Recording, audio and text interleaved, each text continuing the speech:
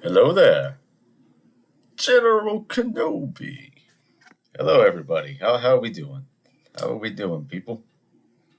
Good to see you again. Good to see you again. What's going on? What's going on? What's going on?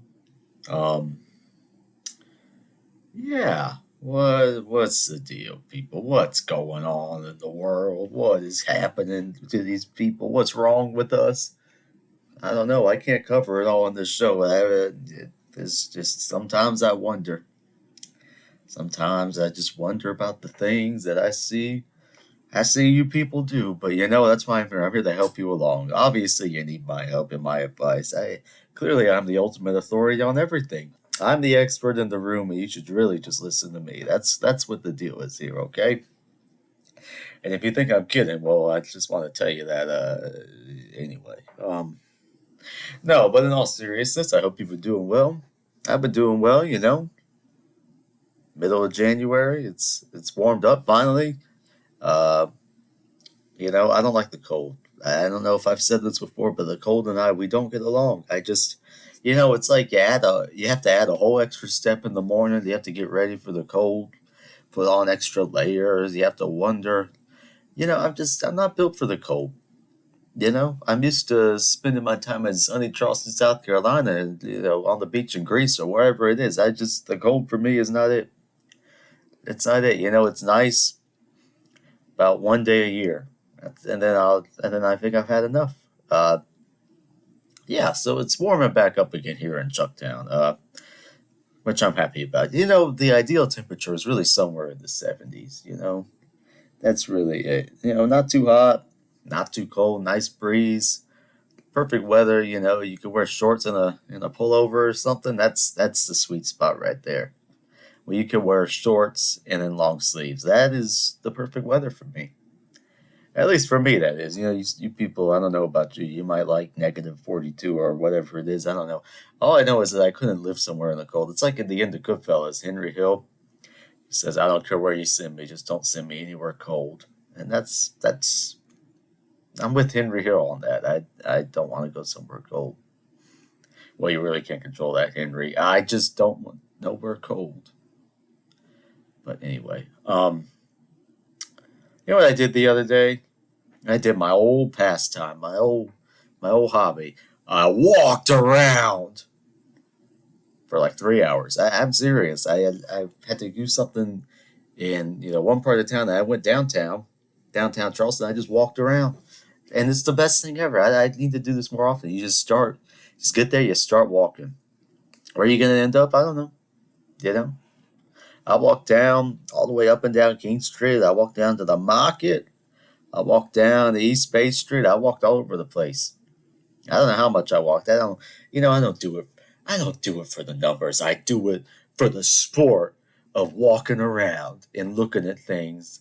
And just, there's no need to say anything. There's no need to think. You just start walking and then you start observing things. I was standing, I was standing on the street and this car goes by and they start honking, waving at me. I couldn't even tell who it was. And nobody ever fessed up to it. I was like, who was that? Nobody Nobody messaged me saying, I just saw you on King Street. Nobody said nothing. They just waved to me and then they went on their way. No idea who it was. And then I get a message the next day and somebody else had seen me. I can't go anywhere. I'm like a celebrity here. I mean, what's the deal? I can't go anywhere without being spotted. You're listening to an icon of Charleston. That's it. It's like I am Charleston. That's really it. Manoli is Charleston, and Charleston is Manoli. I just don't know. I'm gonna have to start walking around with the bodyguard or something, an armed escort. Wear some sunglasses and a baseball cap. Look like Leonardo DiCaprio. Yeah, but anyway, listen. I invite people to come speak to me. I enjoy it. I like attention, people. If you come see me, come say hello. Don't just look at me from afar and then tell me I saw you yesterday. It's like say hello.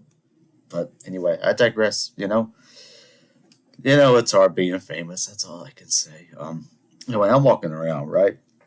I walk around 2, 3 hours, and I see a couple, and they're pushing a stroll. No, what you call that? A wagon. And I'm like, oh, they're pushing a wagon. They must have their little child in there, little baby. I look in there, it's a freaking dog. I'm just like, why? The dog has legs, he's capable of walking. At least I think it did. Maybe the dog, I don't know, can't walk for whatever. I don't freaking know. I assume the dog could walk. Well, that's a dangerous assumption, Manoli. Why? Can't I talk about something on this show? Um, it's just like, really? Really? You push the dog around in a wagon? Why? Why do you do it? He probably wants to walk. He needs exercise. What is happening with the dogs? You gotta let him walk around. He's gotta have exercise. Let the dogs walk. It's just I don't understand it. I expected to see a kid in there, and then I look at it, it's a freaking dog. But hey, listen, to each their own. If that's what you want to do, I suppose it's just I don't know. That's just a lot of. I mean, do you think they bought the wagon for the dog? It's a big investment, I mean, the dog. They like to walk, but anyway, I don't know. I don't know. I'm not a dog expert. I just, sometimes I just wonder about the things that I see in the street. You just wonder. It's like, why? I'm not saying don't do it. I'm just, why? But anyway, yeah, I walked around. I didn't think I bought anything. I walked into a bunch of stores, and I think I just looked around, and I didn't buy a single thing. Oh, you know what? I'm lying. I went to the record store. Oh gosh, I'm dropping things over here. I have to have something. You have to understand. I have to have something in my hands when I speak. If I don't have something in my hands, I can't talk. If I can't move my hands and gesture with something and point at things, I can't. I'm lost. I have to do it. So excuse me while I pick up this thing that I have here. It's actually a seam ripper. I use it for my business, and I use it to pop the seams in the suits that I make for people. So there you go. I also use it as a box opener. It's a very, very handy thing, and I get to use it to point it while I'm talking to you. You can't see it, but I'm pointing at you. I always enjoyed the pointing. My friend Sam, he was on the show, Sam. He called it the Manoli point, and we put a trademark on it, and that's it. Whenever I'm, making a point, I point. It might be up, if it's a passive thing, I'll point straight up in the air. But if I'm, talking to someone in a stern tone, not necessarily, aggressive, just stern, I would point at them. Now listen, people, this is what it is. This is what it is. This is what it is, people. I don't understand why. Why is it that you sit at a bar, right? Or at a restaurant, whatever it may be. You're sitting there and you order a beer, right? You order a beer. And then the person asks you, would you like a glass with that? It's like, no. Why would I want a glass? It's already in a glass. Why do I need a glass for the glass? Why? And you know what? I kid you not. The last time I did that, I never thought about it before. I always just said no, but then I started wondering. It's like, wait a minute. Why are we putting glass? Why are we moving it from one glass to another? And I said, you know what? I don't understand this. Why? It's already in a glass. Why would I need a glass? And the bartender, you know what she said? She said, you know what? You're absolutely right. And I have a theory on people that ask for a cold glass with their beer. I said, what's the theory? And she said, just know that you're on the good side of the theory. I'm like, that's right. You see, I'm always thinking ahead. I don't want to make somebody wash a glass. I'll just drink it straight from the glass bottle. What's the big deal? Now, if it comes in an aluminum thing, I'm not big on that. It tastes, metallic and like I'm drinking, I don't know, Merlot or something. It's the worst thing ever. But if it's in a glass, I'll keep the glass it's in. I don't want to waste glass here. Everybody's talking about wasting and wastefulness and whatnot. Why do I have to, that glass, it carried that beer, it carried the beer in it. I think it deserves to be drank out of. That's all I think. I just don't understand why you need a glass for the glass. And then you have to think about it. Like, let's say you pour your beer into the glass, right? Now the opening is so wide, you could get flies in there. Somebody could sneeze, and the particles could come and sit into your beer. You don't know what's going on. But the bottle is, the opening is smallish, right? So I mean, it's not a big what you say, diameter, circumference, whatever the hell it is. It's there's less space for germs to come in.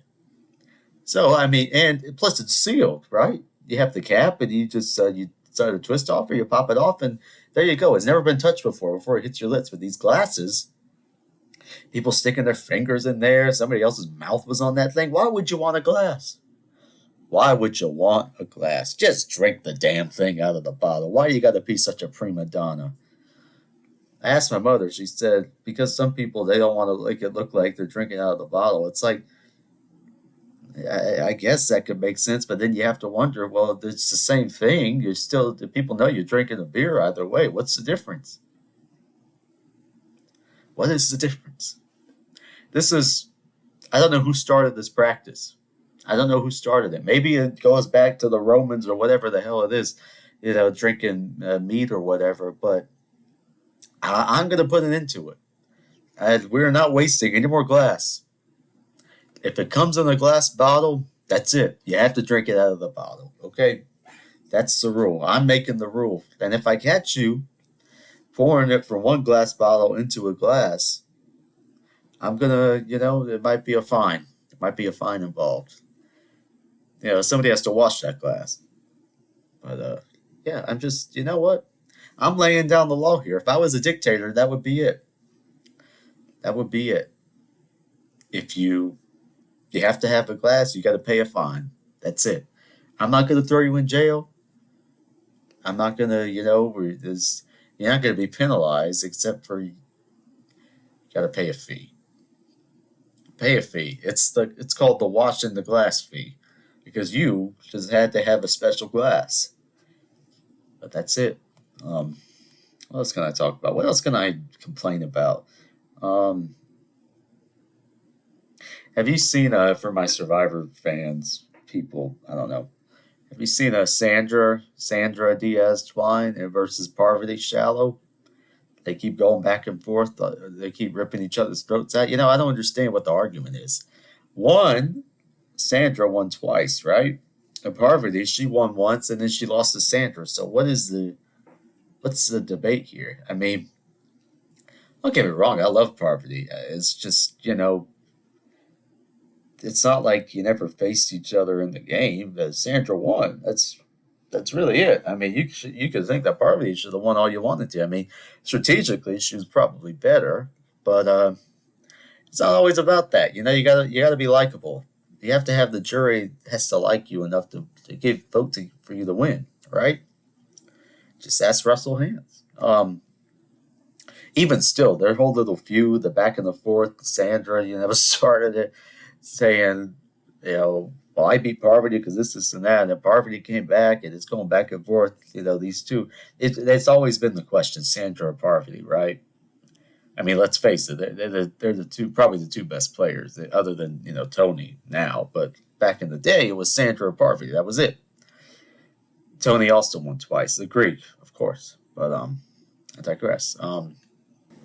But I have to say, I don't know. I found their feud more entertaining than the last season. I wish the show would go back to where you got to know the characters. I mean, they're people, but it's a TV show. There's heroes and villains, and there's side characters. It's a story. It's a story. I mean, you have to know who to root for and who to root against. I mean, people who watch the show, they all remember, I don't know, the famous moments, and just it felt more like you understood how the castaways fit in with each other socially, because at the end of the day, it's a social game. I mean, that's it. They have to like you enough to vote for you. You can play a great strategic game, and I like the strategy. I mean, that's my favorite part is seeing, how people navigate the game. And, me as a juror, I might vote for the strategy, but, I'm not on the show. But you have to have a basic respect for someone to vote for them to earn $1 million. But anyway, the guy who won this season, I have to say, he was probably my favorite player. And then he gave away all the money. He gave it away to help veterans. I thought that was very honorable. So a good ending. Of course, a lot of the fans didn't see it that way. They were all up in arms saying that the runner-up, Cassidy, should have won. Cassidy should have won. Blah blah blah blah blah blah blah blah. It's like, hey, listen, she got one vote to win. There's, I don't know, it's like 10 people voting. It's like clearly they didn't like her enough to vote for her to win. It's just, like it or not, that has to be it. I mean, it really comes down to that. Who do you respect to win, and who would you like to win? And I mean, her game wasn't that big of a robbery in my eyes. It's not like she, I don't know, controlled every vote from here to here. I mean, she just kind of coasted.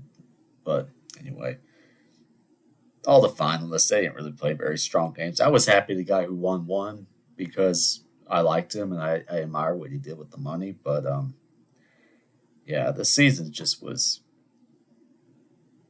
I don't know. It wasn't my favorite. But anyway, what else is going on? I don't know. I don't know. You know what I like about we're moving from the winter into the spring and coming in, to the, of course, it's January. It's not really the spring yet, but it might as well be spring here in Charleston. But what I like about that is that the days are getting longer again. I don't like when you get out of work and then it's black outside. I mean, that is just that is the worst feeling. It's like you get out and then the day is over and then sometimes it's raining and Charleston drivers are so bad in the rain. It's like, and there's no sun in the sky. It's like, oh no. I like to get out. I like to see the sun or the sunset, the birds chirping, the blue skies, the clouds. That's what I like. And it's starting to come back, baby. That's it. I'm happy, happy, happy, happy. I like the sun to be out. You know, I see it. I say, oh, the sun is out. It's a good day. But yeah, in the winter when it's like 5 o'clock and it looks like it's midnight, I can't take it. It drives me nuts. I'm like, oh no. I mean, you think about some of these places people live, it's daylight. Half of the year it's daylight all throughout, and then the other half it's literally black. Night. There's no sun for, I don't know, months of the year. It's like, how do you even live like that? I don't know. I mean, God bless them. My goodness, I couldn't do it. It would drive me nuts.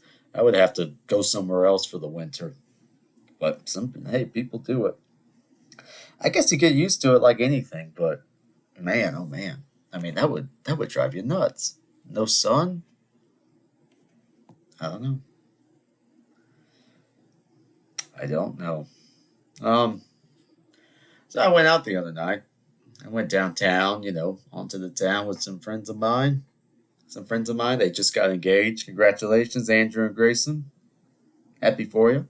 Um, Anyway, so yeah, they were out celebrating, them and a few friends of theirs. And I went out and I enjoyed it, had a good time, danced a little bit. But I have to say, I have to say, I don't know what's going on with the bathroom, but there is no reason, there's no reason why the men's room should have a line from here to Timbuktu. I mean, what are you doing in there?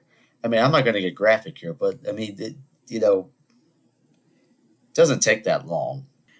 Man, why is there a line 30 people long to go to the bathroom? I don't understand this. Did we all wait to go at the same time? It's like you get in and you get out. There's no, I don't know is there a socializing? Is there a convention going on? Is there a concert going on that I don't know about in the bathroom? I don't know what the deal is. You go in and you get out. So, I mean, I know most of you guys don't even wash your hands, which is disgusting, but, you know, so what are you doing? But whatever. Um, yeah, my point is that, there should be there's no reason why the line should have been that long. I mean, it's really that simple. You go in and you get out. There should be no socializing. You should just, go in and stare at the ceiling, and then when you're done, you wash your hands, please, and get out. that's really it. I don't know. I don't understand what's going on with the bathroom situation, but I don't know. Stranger things have happened, I suppose. Stranger things have happened, but anyway, I was listening the other day. I was listening to one of my many records that I have now, opera, Mitridate Re di Ponto, which is Mithridates, the Greek or Hellenic, which might be the better term, but the Hellenic, he was a king, and he reigned over the Ponto region, the Pontus region. And Mozart wrote an opera about him, which is a pretty big compliment. I talked about it before, but I mean, this opera is really great. I mean, yeah, it's 3.5 hours long, and there's 22 arias, but my goodness, the music, it just keeps you engaged. And it's great because the story is good, but it's not that hard to follow, but the music is fantastic. And you have to think about it. This kid was 14 years old when he wrote it. But I mean, what was I doing at 14 years old? I don't even know. Watching SpongeBob. I mean, I love SpongeBob, don't get me wrong, but I wasn't composing masterpieces. Um, and I mean, the name character is a tenor, right? He has like, I think, 10 high C's written. I mean, it's a very difficult sing between the tenor and Aspasia, the main soprano, and everybody involved, really. And it's interesting that I like the opera so much because it's three sopranos, mezzo soprano, and then two tenors. I mean, there's no baritone or basses, so it's like I don't even have my people in there, but I still love the opera. It's great. It never gets old for me. I can put it on and just enjoy it. It's 3.5 hours long, but it feels like it goes by like that. I'm telling you, it feels like it goes by like that. So if you're an opera fan, you're looking for something new, I recommend it. Try it out. You might like it. See, what else can I do for you? What else did I get? I have all kinds of opera stuff. Maria Callas and uh, the whole thing. I'm a big Maria Callas fan. What can I say? She's my favorite. Maybe I'm biased. I don't know, but she's my favorite. Okay, that's really it. That's it. I like other singers. For the mezzo sopranos, I like Giulietta Simeonato. Of course, they sang together a lot. I like Tito Gobbi for baritones, Cesare Siepi for basses, Ezio Pinta for basses. I like a ton of singers. Beverly Sills, Franco Corelli, Lawrence Melchior, uh, Frida Leiter. Lots of singers that I like. Maria's my favorite, but you have to have a variety, of course. I mean, you can't just listen to the same singer over and over again. But yeah, so I'm slowly building my record collection. It's starting to fill up my shelf space, but I'll find a way to keep more. I think I'm done buying for now. I'm gonna take a little break. I got a lot for Christmas and whatnot. Thank you to everybody that got me something, but yeah, it's slowly building. Vivaldi, Handel, Monteverdi, Verdi, Mozart, Bach. The legends. Puccini. Who else do I have? I don't know. I have a lot. Rossini, of course. Yeah. I was talking to the other day, Leo, my little brother. He's 6 years old. He's obsessed with the Titanic. I mean, the kid is really interested with the history and stuff, and I love it. I mean, I think it's great that he's interested in history. I love history. I mean, I could talk about it for ages. But he's really into the Titanic, the disaster and the mystery, and I don't know, he's just into it. But he also loves Elvis. I'm not sure if that's related, but anyway, so he was talking about the Titanic, and he said I was helping him read some stuff with it. I said, "Oh wow, look at that, Captain Smith. He was going to retire right after he sailed the Titanic, right?" And then the next day he goes, and this is a quote. Let me make sure I have this right here. Hold on one second. Anyway, Leo, age 6, he goes, "The captain from the Titanic didn't even get to retire. It's not his fault that it wasn't unsinkable. He believed that too, and he crashed it into an iceberg." Oh gosh. Captain Smith did nothing wrong, according to Leo. Captain Smith was innocent. He deserved his retirement. You know, it is a shame, though. I mean, you have to think about that. I mean, that is like, what are the odds of that? This was your last voyage. This is it. You're going to usher in the new age of ocean liners and onto the greatest, biggest ship that ever was. It's one voyage. That's all you're going to do. And then what do you know? What do you know? One fateful night, April 15th, 1912, you crash into a damn iceberg. And listen, there's all kinds of conspiracies that UFOs were involved. There was a fire that weakened the whole. But the bottom line is that the thing crashed and it sank. Okay, that's really it. I mean, what a tragedy. I mean, could you imagine? Can you imagine being those poor people? You're asleep, and then the next minute, the ship is sinking, and it sank really fast. I mean, it was like less than 3 hours later, the thing was on the on the bottom of the ocean. That is really fast. I mean, no wonder it was such a disaster. But I just thought it was funny how he said that. Like, it's not his fault. He could just be able to crash into icebergs as much as he pleased. Poor Captain Smith. But they say that the sea was so flat that there was no way that you would be able to see the iceberg on the horizon. I don't know, something crazy. Like that's what they said it was. Like something about the moonlight or the reflection or something. Is that if you were looking, you wouldn't be able to see it until it was right on you. That's apparently what they say, or maybe the lookout was just drunk or something. I don't know, but it's a damn shame. And then the sister ship, the Britannic, and not many people know this, it sank as well. It was being used as a hospital ship in World War One. And where did it sink? It sank in Greece. It's actually only in like 400 feet of water. People dive it. I mean, it's dangerous, but people do it. Gosh, that's a dangerous hobby. I don't know how anybody gets the courage to do that. I mean, I couldn't do. I mean, I could do like a shallow dive, but I mean, you talk about extreme diving, bad current. But my point is that nobody knows that it was hit by a mine, and it was sailing through Greece, and it hit a mine or something, and yeah, it sank, and nobody knows about it. And then the other sister ship, it hit another ship, and it almost sank. And then here's the kicker: the same maid, or maybe she was a nurse, I don't remember exactly, was on the Olympic when it hit the other ship, the Titanic when it sank, she survived, and then she survived the Britannic sinking. She survived all three ships during the disasters. Now, the Olympic had stayed in service, and then they scrapped it because they're morons. I mean, I don't understand. I mean, that has to be one of the dumbest decisions ever, because you have the sister ship of the Titanic, and it's there. I mean, I understand, you get a lot of money out of it selling for scrap in the 30s or whatever, depression maybe. I don't know. But think about that. What if they had preserved it? And I know it's hard to preserve ships. It is very difficult. They have issues with, it takes a lot of money to preserve those ships. But I mean, seriously, you freaking blew it. Because, I mean, you had the sister ship of the Titanic. People could go on it and see. You could like retrofit it to be exactly like the Titanic was. It basically was. It was the sister ship. So people could go on to see it and walked around and they get an idea of what the Titanic was like. But no, you scrapped it, idiots. Um, Here's another Titanic fact, and this is really interesting.